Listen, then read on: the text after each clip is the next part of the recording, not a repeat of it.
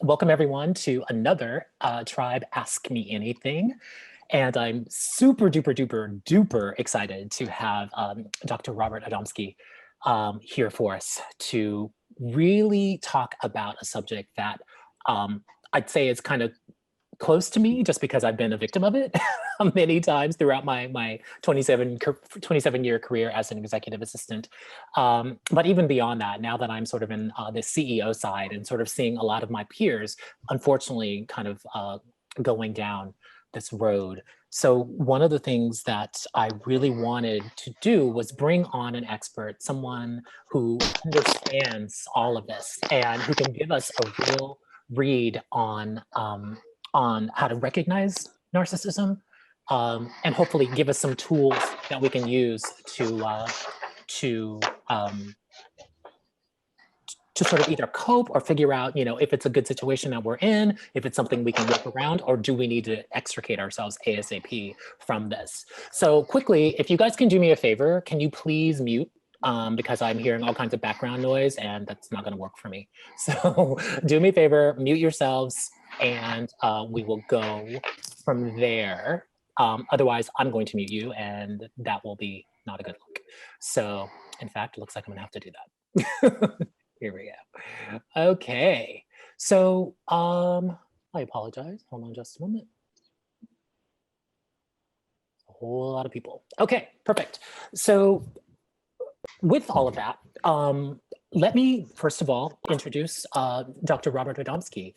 He's going to give his own intro because I hate giving intros for people because I always either leave something out or they're just like, oh no, that happened 3 years ago. Actually, so I'll allow you, Dr. Adamski, to do that on your own, and we'll jump into some questions. One more quick thing. Also, if you have questions for Robert, please do me a favor and type them into the chat. And I will go through and make sure that we surface some of those that he can answer for you. So, and feel free to, blow up the chat with your questions. This is a really good subject matter. And I want to make sure that everyone, has a voice and is able to sort of get something that they need from this. So over to you. Well, I'm Robert Adamski. I'm a licensed clinical psychologist in Washington, D.C., the District of Columbia. I earned a Bachelor of Arts with honors in psychology at the University of Wisconsin. I went on and earned a master's and PhD in clinical psychology at the State University of New York at Buffalo. I've worked in a whole variety of work settings, mental health, school settings, courtroom. I've been the chief psychologist on an admissions ward at a large public mental hospital. I've worked as a psychologist in a maximum security prison, back where John Hinckley was kept. Oh, wow. Which I worked in that prison hospital. I've worked in school settings. After I earned my master's degree in graduate school, I worked as a school psychologist in the city of Buffalo. I did hundreds of evaluations of school children. I was also the chief psychologist at a school for learning disabled and emotionally disturbed children. And I've served as an expert witness in courtrooms many times. But primarily, and what I've been doing for the last 35 years, and the thing that I love is I have a private practice in psychotherapy. I see individuals, groups, and couples. I also occasionally consult to businesses, institutions, and schools on particular issues. But my bread and butter is I sit and I do psychotherapy every day in my office. And you're vertical. Imagine that, because I could not imagine. But what I was going to say, was that I think my most important qualification, though, is that I am married. My wife is an executive assistant, and we've spent many hours talking about psychological issues in the workplace and how they affect her and the relationship she has with people. So I really feel like I understand the role in a way that many people may not, and I get it. I kind of get the situation that people are dealing with in that regard. I love that. I love that. So, Robert, why don't we dive on in? We're here to talk about narcissism, specifically, what is it? Narcissistic personality disorder. Can you just give us sort of an overview of NPD, Sure. just so that we Right, well, can hopefully clear up some. Yeah, there's, we talk about narcissism and sociopathy. They both kind of go hand in hand. There's often a lot of overlap. Narciss, to get a narcissistic personality disorder diagnosis, we psychologists and psychiatrists use a thing called DSM-5, and I'm just going to list through the characteristics you have to have. You have to have some of these, not all of these, just to kind of give you an idea, so people can start to think about how many of these fit with who I'm working with. And the first thing is grandiosity and overestimation of self. They just think their shit doesn't stink, essentially. They have fantasies of unlimited success, power, brilliance, beauty. They're the greatest thing ever. I know everything there is to know about, fill in the blank. They believe they're special and unique, and they only want to associate people who they think are similarly high status. They don't want to deal with scrubs. Everybody else is a scrub to them. There's a need for excessive admiration and validation. They need to be fed a lot of that. Sense of entitlement. They think they should just get things because they're them. There can be interpersonally exploitive.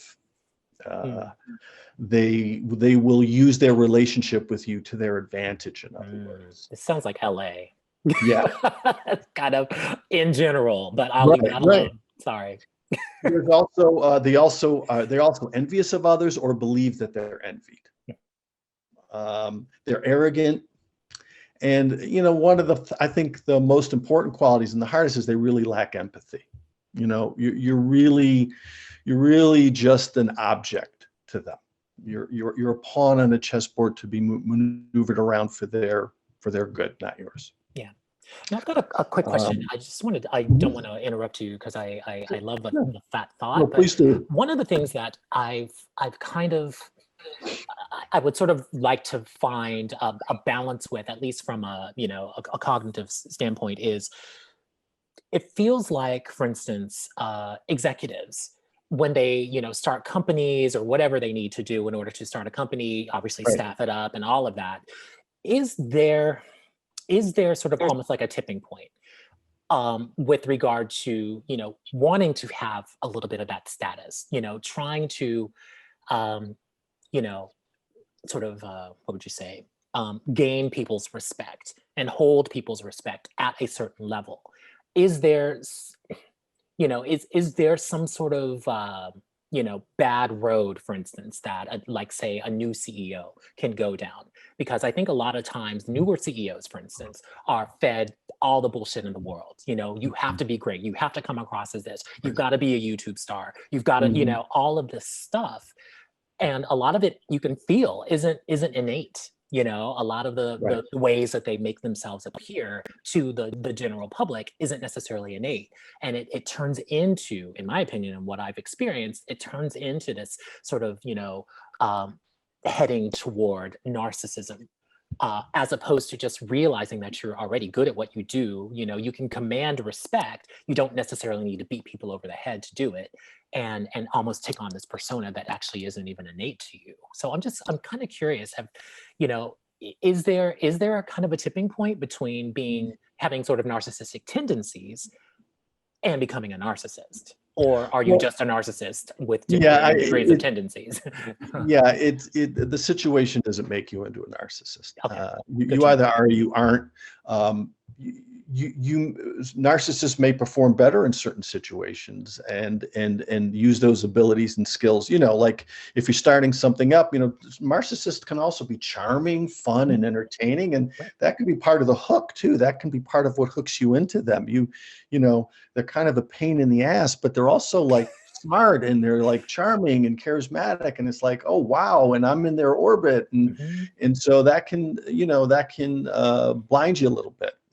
But from my experience, people who are really truly narcissists, they're already there. It's not the situation that turns them into that. Now they may be in a situation and see that will take them somewhere, to where they want to go, and may feel more comfortable with showing it, particularly the ones that are a little bit more savvy and a little more competent, may know how to play around that edge and lead in that kind of way, to kind of get people on board. But then once people are on board, then the real show is going to start. You know what I mean? Right. They know enough to kind of maybe look better at the beginning until everybody's kind of bought in, and then now they can go whole hog. Right. Which, yeah, I've seen that happen. It's not the prettiest thing. Can you break down, because I really liked our sort of pre-conversation about all of this. Can you break down the difference between narcissism, sociopathy, and psychopathy? Yeah. Well, there is no DSM-5 diagnosis for sociopathy or psychopathy. It's subsumed under something called antisocial personality disorder. Okay. And I'll just run through some of those things because, again, some of these things will fit. Yeah. They don't conform to social norms or laws. They're lawbreakers. They're rule breakers. They're disruptors, if you will. They're deceitful, con others for pleasure or profit. Think about Bernie Madoff, impulsivity, failure to plan, irritability, aggressiveness. They may be someone who's actually gotten in physical fights, reckless disregard for the safety of themselves or others, consistent irresponsibility in work or money, and lack of remorse for harming others. Now, for someone who's really like that, someone who really is qualifying for that diagnosis is really more likely to be a criminal than your boss. This is more of a hard-edged thing. This is someone who is more dangerous than a narcissist. I always say, sociopaths resemble criminals, narcissists resemble spoiled children. Oh, I like that. That's kind of what you're dealing with. There are some ways that have similarities. I mean, they both have a lack of empathy and compassion for others. They both exploit others for their own goals and means, and they can both be charismatic and engaging. They can be, very convincing. They can really sell you. Right. But they're different in that the narcissists usually aren't liars. They usually don't lie. They're usually not deceitful, and they don't have that hard edge. They lack empathy, but they're not sadistic. Right. If you will. Right. Well put. So that's kind of how I look at the differences between those two. Okay. But like I said, the vast majority of executives you encounter are not going to satisfy those diagnoses, and because usually to have that, it really impairs your ability to work, impairs your ability to make relationships. So it's unlikely that someone who really satisfies those kind of hardcore diagnoses is going to be successful. Right. But the ones who are really, the bad news is that the ones who are really more dangerous are the ones who have more moderate versions of this. They're more competent and intelligent, so they can get away with it. They know how not to be caught as a criminal. Right. Interesting. They have enough intelligence, they have enough awareness of what's going on. They're not as reckless, perhaps. They may not be as impulsive. They may be more thoughtful in planning, and so they can be more cunning and more conniving. Right. That way. And the funny thing about all of this is, obviously the degrees of narcissism, but just how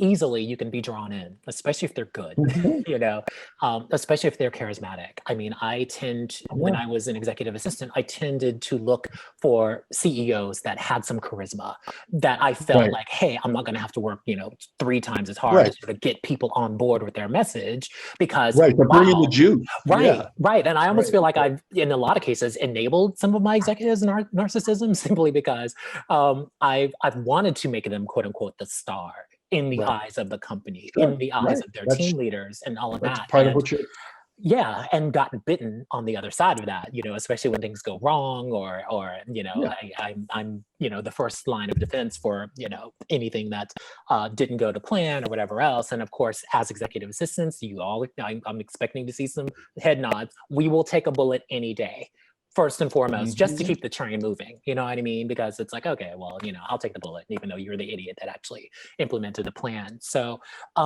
here's a question for you, and I was gonna say this till later, but like, let's just jump on into Sure. it.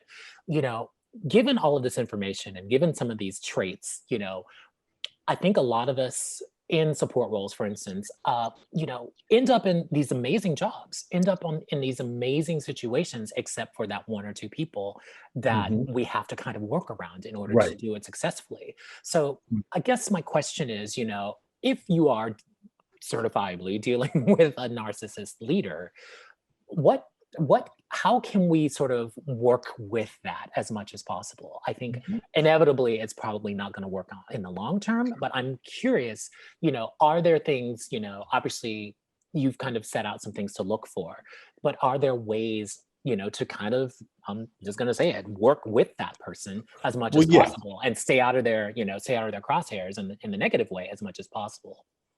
Yeah, well, yeah, that's obviously I want to get to some practical, what do I do? But one of the things I want to say first is that Sure. there are some kind of jobs and professions where actually having these qualities actually create success. Think of politics or sales or law enforcement. And in fact, the organizations, in fact, may want the skills of these people. They may not care about the human cost for the people who are supporting them. And ergo, HR may not have your back in those instances at times. So I think it's really important when you're thinking about this is, have the sense of who's got your back and who doesn't. And I think in a lot of these situations, HR may not have your back, and you ought not to be naive about that. Right. Right. And Um, those, yeah, that's great. Thank you for saying that, actually. yeah. So, so I have like, what the hell do I do, Rob? what, what do I do? The first thing is there's no magic bullets here. The goal here is to minimize, not eliminate. The goal here is to minimize the pain, minimize the damage, but you're not going to eliminate it. You're in for a bumpy ride. You did not win the boss lottery here. You're in a bad situation with either of these kind of people. I think it's always important to have an exit strategy ready to go. Have your resume locked and loaded and ready, and have your tribe and your network ready, and be looking to see what other opportunities are there. Mhm. Because sometimes you may have to just pull the ripcord on the parachute and get I've done out. it. I've done Right. it. And also, protect yourself emotionally. The really important part here is it's not you, it's them. Don't feel guilty. Don't feel like you're getting it wrong. It's them. It's not you. Don't take it personally. Understand that they're treating you this way not because you're a bad person, but because they're a bad person, essentially. So have that kind of line of defense there for yourself on an emotional level. And you also, a lot of people who do this work have a tremendous amount of loyalty to the people they work for. And sometimes that loyalty may make it hard to make good decisions about what to do. And you have to remember, you're not just working for this individual, you're working for the company or the institution. And at the end of the day, you're working for yourself. What are your own morals and ethics that you can live with? You want to be able to sleep at night. You want to be able to feel good about yourself. And if you're in a job where you're consistently not feeling that way, that's not a good place to be. Right. So, but I think sometimes people are so loyal and so want to support, their executives that they'll take more bullets than they should, if you Mhm. will. Right. Right. I agree. And I think also too, let's be honest. I mean, we're in COVID. A lot of people have been afraid for basically the last, Sure. 13, 14 months of losing their job Yeah. regardless. Right. So some people who might be, having to deal with narcissist leaders feel kind of stuck, like Right. I can't leave. I've got, I'm a single Right. mom. I've got a kid Right. at Montessori, Right. No, I yeah, get it. it's taking a toll, but Sure. how much of a toll? And that's the part that saddens me, to be honest Right. with you, is to not really have the freedom from a very personal perspective of being able to, or at least feeling you don't, of being able to make a kind of a life potentially life-affirming or life-affecting decision of leading a company that you actually love, but your leader is making you miserable. So, and I notice I get this a lot, even in the questions, like, what do I do? Like, I can't quit. I literally can't quit. So what can I do in order to, So that's right. So what do? You can't just jump up and leave. You gotta gut it out for one reason or another. right. Of the two, like I said, the sociopaths resemble criminals. I think they're the more dangerous of the two, professionally and emotionally. It's difficult to manage up with them because you're just a tool to them. You're just you're just a shovel. You don't. I always say you don't ask the shovel if it wants to dig a ditch, right? You just pick it up and use it, and so you're just a tool, and they're not. You don't have any kind of basis to manage up with them, so they're very hard to manage up with. They're like I said, they're smart, they're cunning, they're conniving. The promises are usually worthless. I wouldn't trust them. And you have to, I think the really careful thing is that you don't make the dangerous transition from assistant to accomplice. Accomplice in their schemes or things that could be damaging to you professionally, could be damaging to you legally. A lot of Bernie Madoff's people who work for him ended up in jail as well. So the kind of quick and dirty thing I think is if you have a sociopath for a boss, keep your head on a swivel. I love that. Be ready, be vigilant, be ready. CYA, cover your ass, document, cover your ass. Every interaction, if it can be in an email, there's a way to do it gracefully, do it. Cover yourself. Right.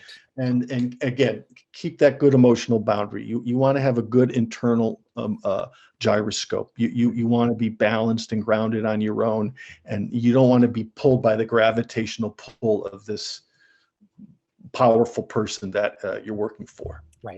Right. Completely agree with that. Yeah. Now narcissists, I think, are the better of the two. I mean, better. They're more manageable. You can work them better. They're less dangerous because they don't tend to lie. Like I said, they lack the hard edge. They're not sadistic, and you can really manage up with them if you know what their reward system is. Can we talk about that more? Can we break that down? Because I think that's super duper important for people to get. Especially to sort of circumnavigate the other crap that you really don't want to deal with. Right. And with narcissists, flattery, their neediness for attention are often the two best ways you can work them.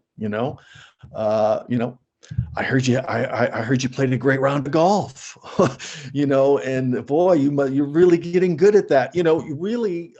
It's like managing up. It may feel like sucking up, but what you have to try to understand is you're doing this to try to manage them, maneuver them in a way so they're workable, so you can tolerate the working environment.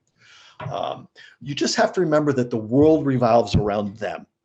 And it doesn't, but they need to think that it does. And so if you can keep that illusion going for them, and while you're still doing your job, I think they can be managed more easily. But you have to be willing to do that. You have to be willing to be manipulative back, if you will.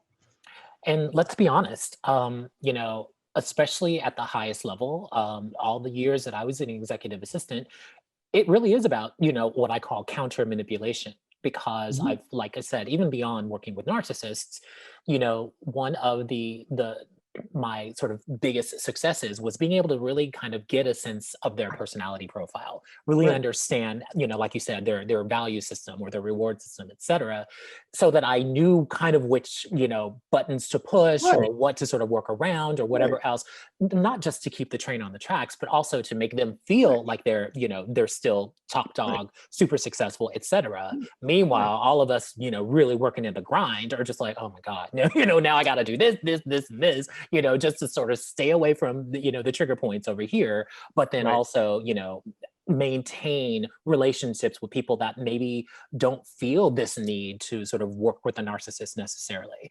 And, keeping the team together, being that buffer sometimes between the team and the executive. I think it's almost kind of intrinsic upon us to learn what those skills are, to learn what those workarounds are, so that we can still, maintain the peace for the most part, but also, keep team dynamics, as clear and Hmm. calm and chaos free as possible. And that's exhausting. I mean, Well, we can talk about all these, sort of workarounds and everything else. At some point, it's gonna get to be too much. So, yeah, well, I think too that part of what makes it hard to do is that you feel like they're manipulating you and look at what they're making me do. I got to do all this stupid bullshit for them. But maybe it's a little bit of a mental trick, but if you know you're doing it to achieve your own ends, that you mhm, understand what they're doing and you're working it back, instead of feeling like you're being the chump, and you're being the manipulated one, right. you can kind of take ownership of being kind of more proactive and seeing what you're doing is you're playing a game here to achieve the goals for you. And that doesn't mean it may not be aligned with the goals of your executive. I mean, you may work like the Delta dog that gets them back on track sometimes. So it could actually be good for them. But I think it's helpful just to kind of think of it from that other perspective, that I'm not the chump. I'm the smart one. I understand how this all works, and I'm going to use this information to my advantage to achieve the goals I want to achieve for myself. Absolutely. Absolutely. And I think that's, I'm glad you brought that up, because I think, again, for those of us who even just go into business, especially in support roles, you also need to have a very, very clear understanding of what it is that you're trying to achieve professionally. That's one of the things that I've noticed that will get you in trouble, especially working with a narcissist. If you are not crystal clear on what it is that you're trying to achieve in the role, as you know it, and more from a personal perspective, a personal, professional, perspective, you will get eaten alive by a narcissist. I'm just gonna put it out there, Yeah, yeah. because you will. And what I found is, when I was earlier in my career, I fell into these, it's my fault. We talked about this, Robert, right before the call, but it's my fault. Mhm. Obviously, I'm doing something wrong to piss him off, or Right. I'm not doing well enough. And even though I think I'm killing it, he's, giving me the sense, or she's giving me the sense that I don't know what the hell I'm doing, etc. Right. So again, until I got to a point where I had an incredibly strong sense of self, a absolute Yeah. clear purpose and direction in what it is that I was trying to achieve, supporting this particular person, good or bad, I was able to, kind of not be sort of beaten down, if you will, within position, just because I kind of knew what I was up against, and I knew how to work around, and I knew, okay, if this gets to a point where it doesn't fulfill my objectives, then I'm out, because I don't need this. Mhm. So it's such a balancing act. I think that the the the need to balance those two things is really important. With a narcissist, you have to have that internal gyroscope, like I said, like you're talking about. And I think it's that clarity of purpose for yourself, that clarity of what are my goals here, what am I trying to achieve, provides you that kind of grounding center, like that internal gyroscope, so you're Mhm. not pulled away by them, and you realize whatever you're doing is mediated through that. Mhm. It's coming from the inside out, not from the outside in. It's not Right. them doing something to you.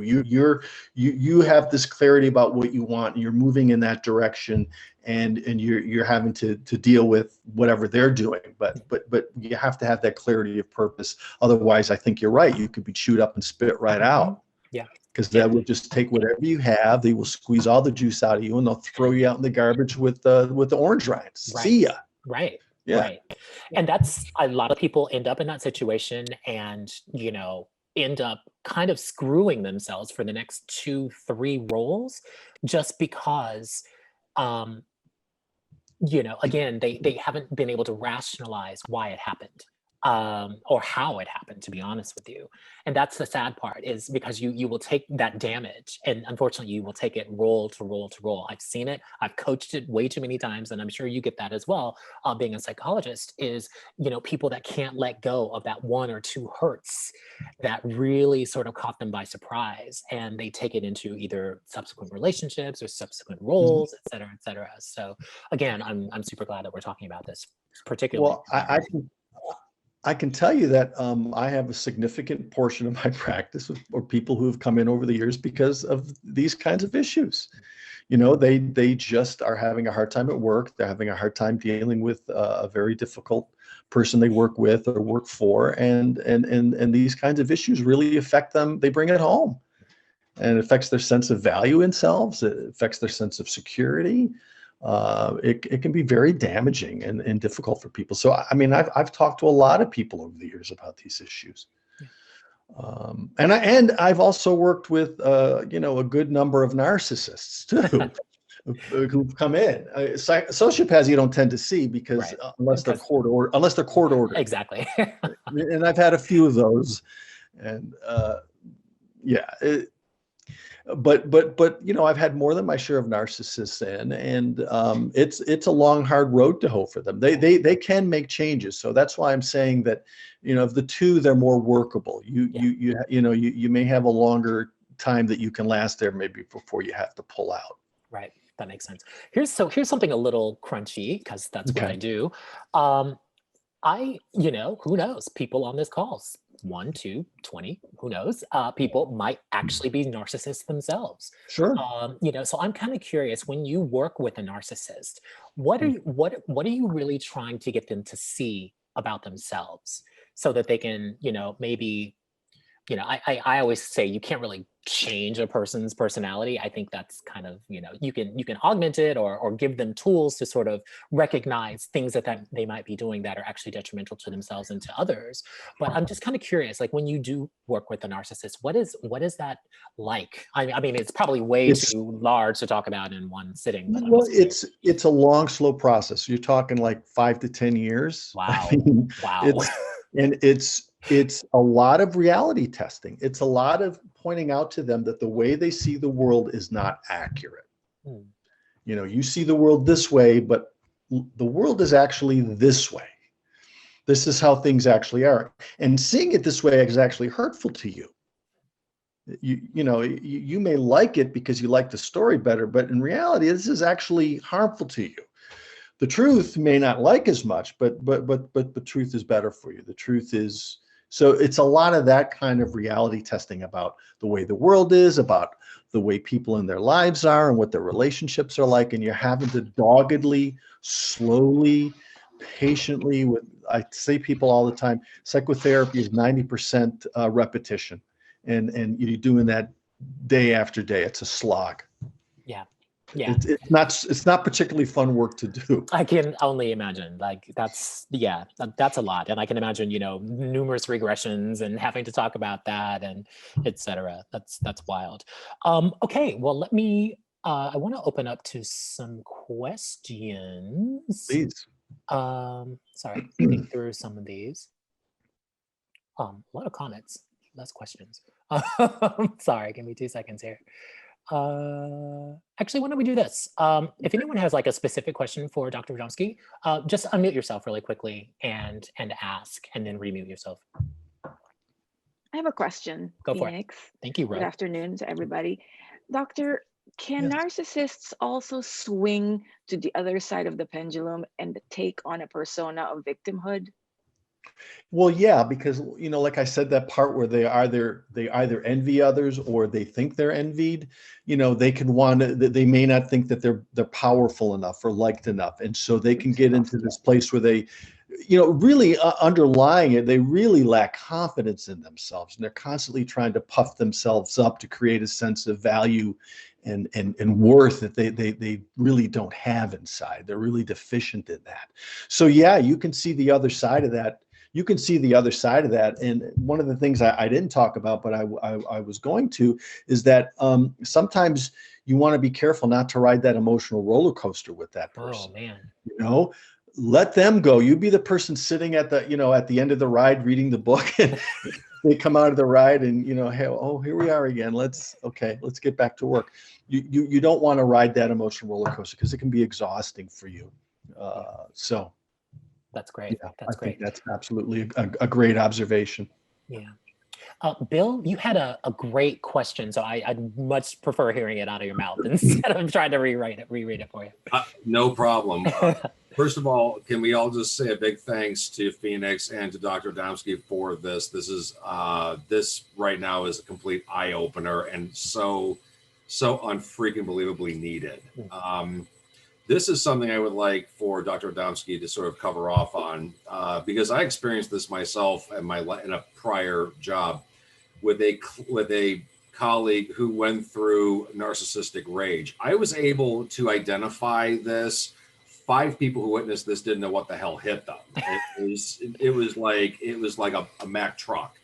Whereas they listed out what happened with this person, and I just was like, oh, I know what the hell this is. Yep. So this is an area that I would like for this to be talked about here because it has the potential to be, from my experience of reading and witnessing it myself in my personal life, it has the potential to be deadly, and it's something we cannot avoid. All right. So that's something, if you want to shed some light, I think it would be greatly appreciated. And that's it for me. Thank you. Yeah, that you're absolutely right, Bill. The recklessness, the impulsivity, the lack of empathy for others can lead to incredibly injurious behavior, emotionally or even physically. You're always kind of in danger of that. That's why, you have to always kind of be on the lookout for that, because I've seen narcissists do incredibly mean, hurtful things to people. And, and the words hurt, the words get in. And when it happens in a work setting like that, it's not just, oh, the explosion is done, it's over. There's the aftermath of it that just hangs around forever. And if it never gets addressed, it's just always there. It's like it's like a trauma that never gets worked through. It's just always there to nag at you. And it can really poison a workplace, or it can poison a family. I mean, these people aren't just, these aren't people you're just working for. Some of the, this might be, someone in your family or a good friend or someone else that acts this way. And you have to be careful. I'd like to make one more, as it comes to my mind right now, one more question, and I'm going to leave you alone. And no worries. I think this would be helpful for all of us on the call. Right now, this presentation you're giving, this discussion, for us in the trenches, so to speak, it's huge. It's a great tool to have in the toolbox. But the question I have is, when it comes to human resources and talent, specifically, let's just say HR, okay? How willing, in your experience, has HR been to have a person with your credentials and your background have a sit down and go through people in an organization or candidates because at the end of the day, when you look at a resume gives you, it's 1 to 2 pieces of paper with your work history, where you went to school, blah, blah, blah. That's it. Nothing about the person's mental health, what their family life was, traumas, attachment disorders, things like that. So you don't get the whole story. No. My question is, how receptive do you think companies should be or are to have this as an adjunct to say, okay, I mean, I know we don't have crystal balls, none of us do, but I think something like this is just, it's important to have. So maybe you can shed some light on that. And that's it. Well, thanks. Part of the problem with these individuals is they interview really well. They're really good in interviews. They really are good with the performance. And so they're really hard to catch that way. I mean, they're good. And so your chance of catching it in an interview is not great. Your best chance, what's always true about humans is the best predictor of future behavior is past behavior. I would want to be talking to who's worked with that person before.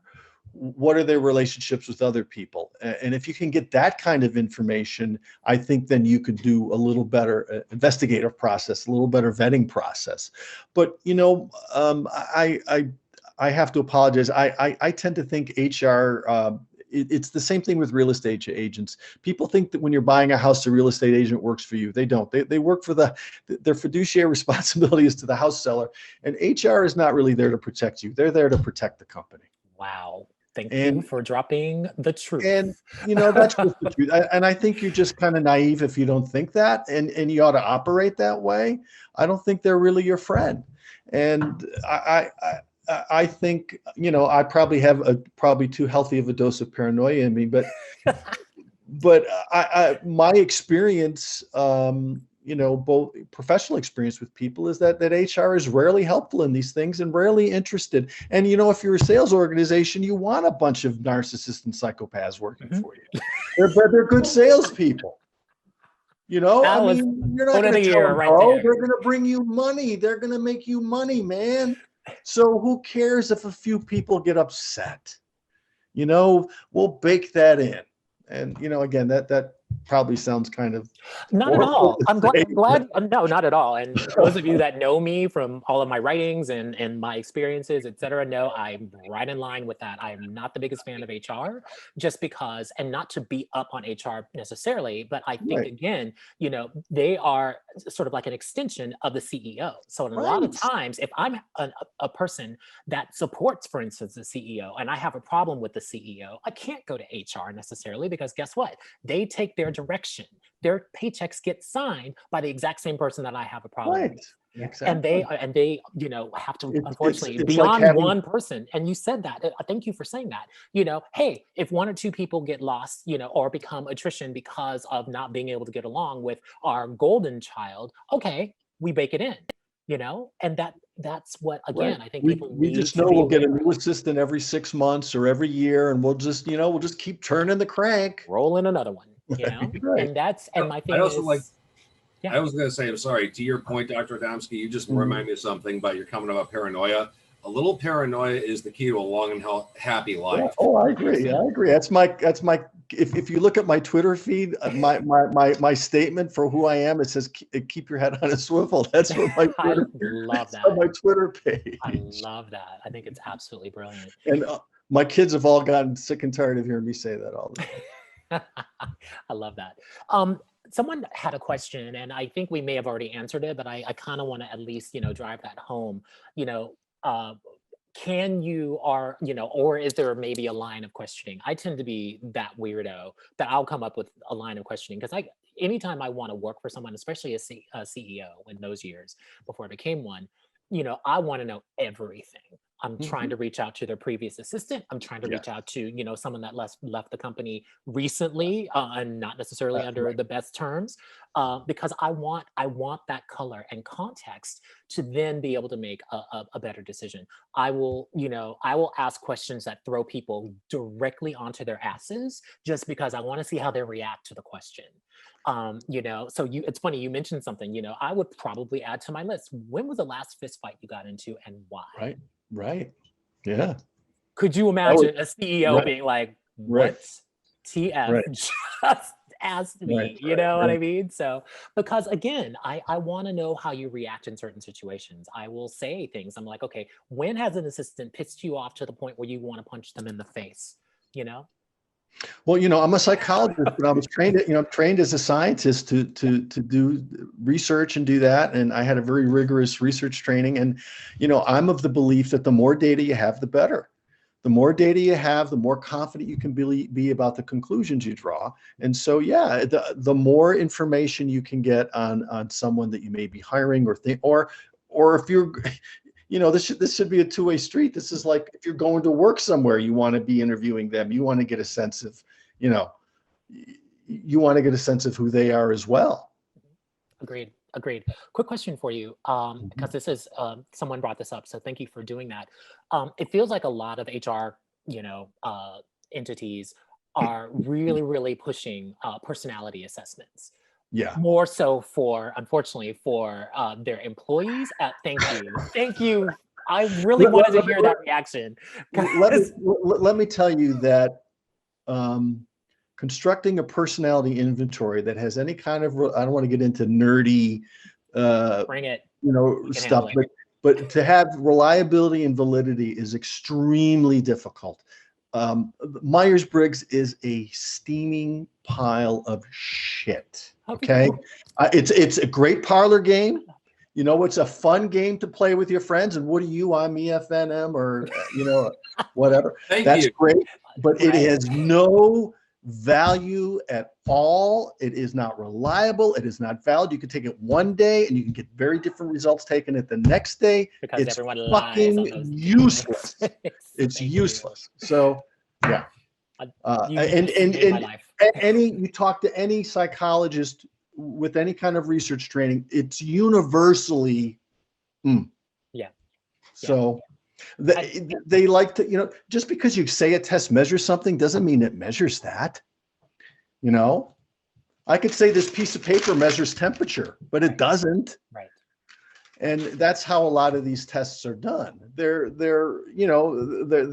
not well constructed. They're not, you know, the old school MMPI is actually pretty good, but that's 800 questions. Right. You know, it takes hours to fill that out. Right. But in general, they're crap. Yeah, I remember. I hate to sound so cynical about it, but Why? That's the honest to God's truth. truth. It's the truth, exactly. I mean, I remember one of the executives that I supported several executives ago, you know, it was insistent that I took those tests, and I told them, I'm like, you know what, if this is, you know, if this is like a basis of my employment, I'm not interested, because it feels like you're trying to archetype, you know, a certain type of person to work within your organization. That's weird to me. I have no desire to be a clone to or for anyone.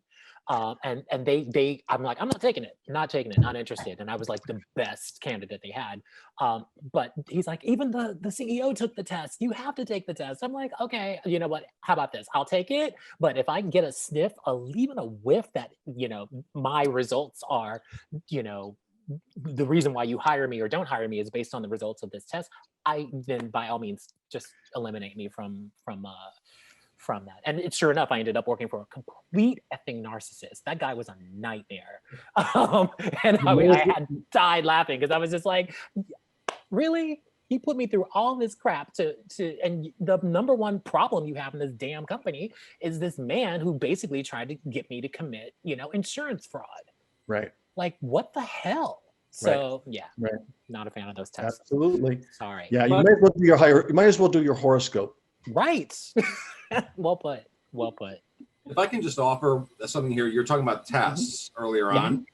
This came to mind. This is what's called your 5 shit tests with a person. I love it. For all of you here, this is huge. It's not mine. As a survivor of narcissistic abuse, these are huge. This is what you want to find out about anybody. 1, how do they handle the word no? Because no is not just a word, it's a sentence. It is. Okay. Number 2, how they react when things don't go to their agenda or unfold to their preferences. How do they respond to that?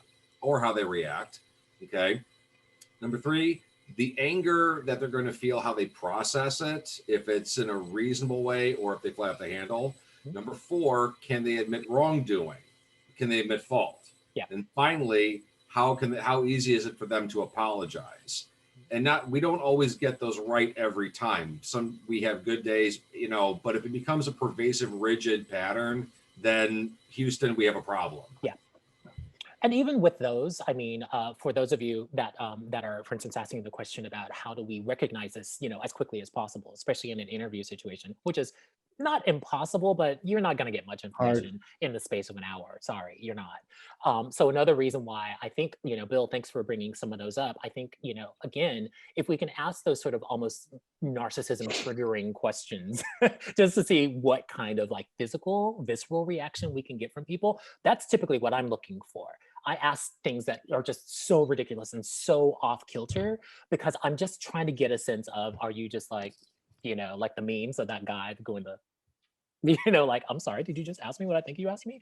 Or if they get sweaty or start looking around or whatever else, I tend to like, I pick up a lot of that energy from people and I can pretty much tell right off. I'm like, yeah, you're an asshole. There's no way, it's not gonna work. I can already tell because you're so, you know, either completely thrown on your heels by the question or, you know, you're just answering something that feels phony. Right. just to basically get me out of the room. Mhm. So, it Mhm. is what it is. Mhm. Let's take another question. Someone has a question for Dr. Adamski. Please Mhm. unmute really quickly and ask. I'll go. Go for My it. name is Jay Rogers. I have a question. What my question is kind of around based on like a past experience having a narcissist boss and not even realizing it until you are too deep in the situation.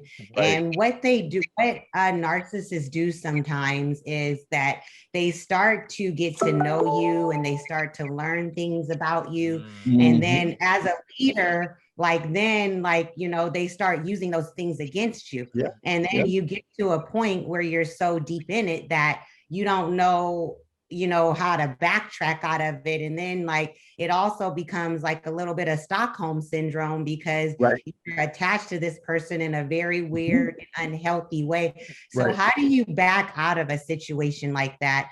And then, because then at that point, your psychological safety is distraught, like everything is. So how do you heal or backtrack from a situation like that? Great question. Well, I'll be honest with you. It's very hard to, once you're in that deep, it's much easier not to get into it.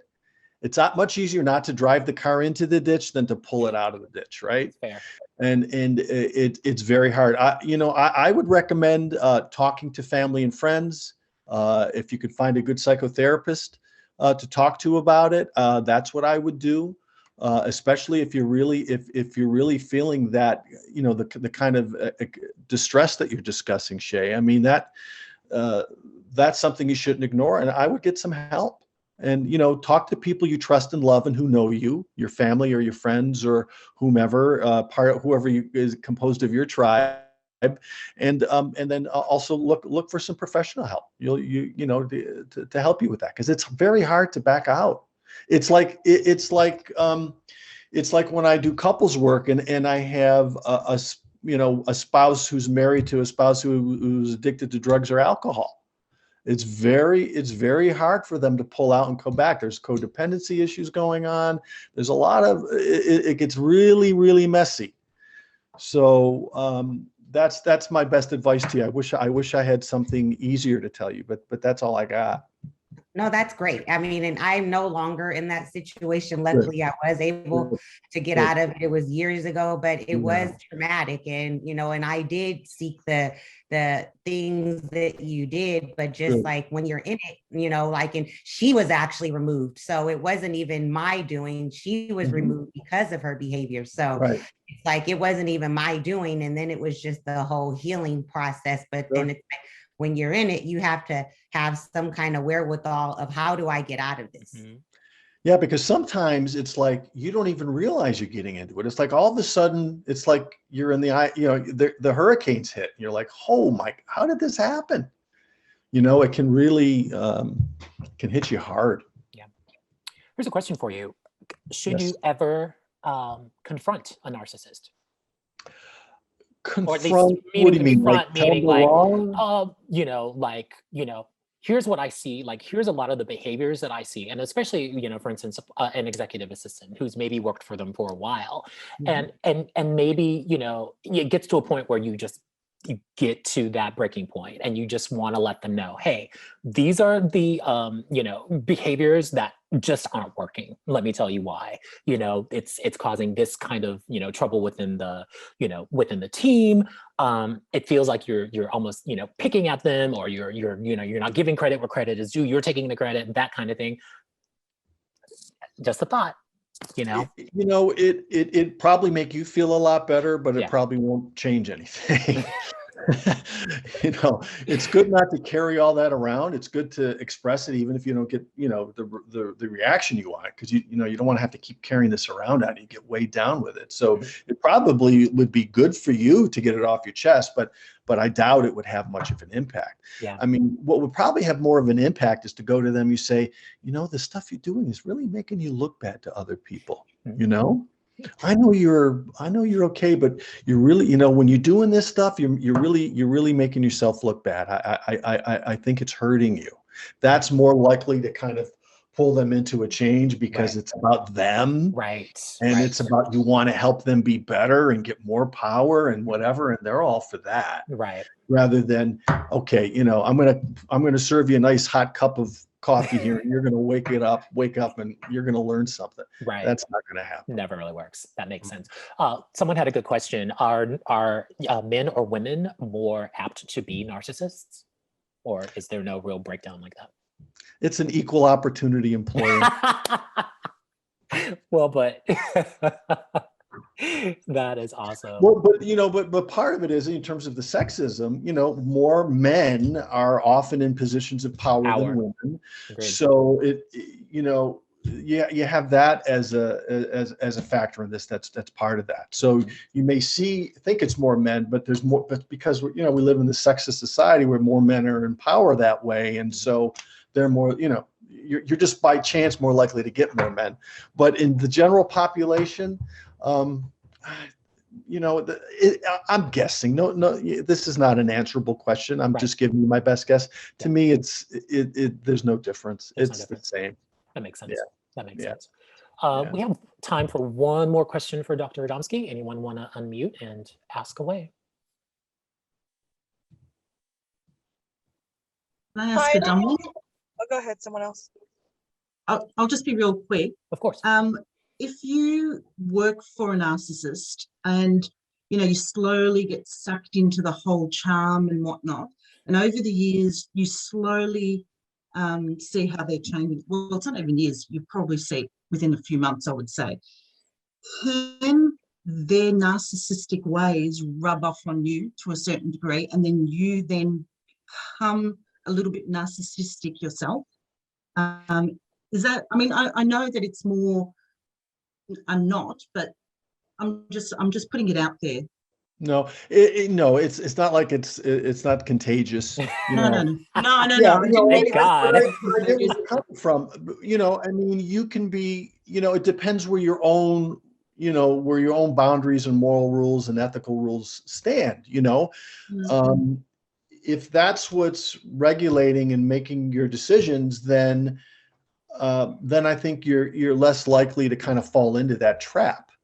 But if you're a little fuzzy around the edges yourself, or some of these things, well, look, there's no right or wrong way to think about this stuff. I mean, there may be some overlap there, or you may see that there's some benefit in riding on the coattails of this person for a while, or riding along on their on their little train that they've created for themselves.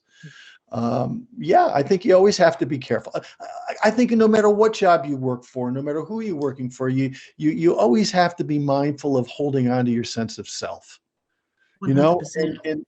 And again, that you have that solidity and you're on solid ground with yourself, so you can see things more clearly. You can see yourself vis-a-vis them, and you can see when those dangers exist, and not step off the cliff when it's there. Makes sense. I asked that question because I do see some people that have worked for narcissists, and then they themselves who aren't like that, slowly that whole power trip happens. Do you know what I mean? Like in the sense that they then become. Well, it's like people who follow cults. It's like people who follow cults. They may not be narcissists themselves, but they may fear being responsible, and they want someone to tell them what to do. They want someone to worship. They want someone to know everything, so they don't have to know everything. So it may not be that they're narcissistic. It just may be that they're vulnerable in other ways psychologically, that they're caught up in all of that. Makes sense. No, Makes sense. Thank you for your time. Oh, of course. Someone also had a question. Sorry. They were competing. Jump on in real quick. Hi, I've been an EA for 30 years. I've been working for a narcissist for 14. Wow. And but I do want to say, working for a narcissist is not all bad. What I personally have done is whatever his skill set is that is lacking, like for instance, lack of empathy. I tend to project empathy whenever he screws up. So if he gets on a call and with somebody and ignores someone else, I'll quickly, reach out to someone, and it'll makes him appear empathetic. Right. So, and like he was saying, just, if there's something that you want him to do or some behavior that doesn't look good, and if you say, you know what, that really didn't make you look good, You know, it's instead of calling them out, because I mean, my boss is like, anybody who's watched the show Billions, that's my boss. Oh yeah. Oh, brilliant. Well, and you know what else I would do? Billionaire guy. So I think that I actually get a little bit of a high or a thrill, if you will, when someone says to me, I let him know that it was really nice of you to give me a heads up that he was running late. Like, so it made him appear like he was a nice guy, even though he couldn't care less. And in addition to that, I think that's a great move. I love it. In addition to that, find a way to let them know you did it. Make sure you get the credit for it. Yeah, exactly. Let him know. Let him know you put a shine on him. Yeah. Always do. Best way. Exactly. Well, you guys, there we go. That hour feels too short. I have so many more questions, but that's okay. I know where you live, so I can always grab you back and maybe have a part 2, because I have a feeling there's a lot more to talk about. Definitely, especially around coping mechanisms and ideas of how to sort of get out of situations perhaps and do it in a way that isn't too horrible. So. Let me also say that, if people want to get in touch with me to ask more questions or things came up, you can reach me at my Gmail address, which is Robert J. Adamski, PhD at Gmail. You can reach me there. I'll include this on the end card when we if you want to do that, or if you want a consultation, you can also look, I have a profile on Psychology Today, which, just by the way, if you're ever looking for a psychotherapist, it's a pretty good resource for people in your community. It really vets the people who are on there, and you get a sense to get a little more of a sense of who they are. You could also find me on LinkedIn, but I'm not like a super LinkedIn guy. I'll get the notifications, but I'll certainly be mindful to look more carefully if that's where people are looking for me. I just want to say thank you to everybody. The questions were great. Thank you for inviting me, Phoenix. It was really a lot of fun. I love doing this. And if I ever have a chance to be helpful to all of you in the future, please don't hesitate to ask. I'd love to. Thank you. Fantastic. And like I said, we'll see you again. Don't you worry about that. So thank you, everyone. I really appreciate you taking some time today to listen to Dr. Adamski. And again, thank you so much for all the good questions. And Dr. Adamski, thank you for your time. Thank you. That was our tribe. Ask Me Anything today. And we'll be back again with another one very shortly. So thank you, everyone, and have a great day. Thank you.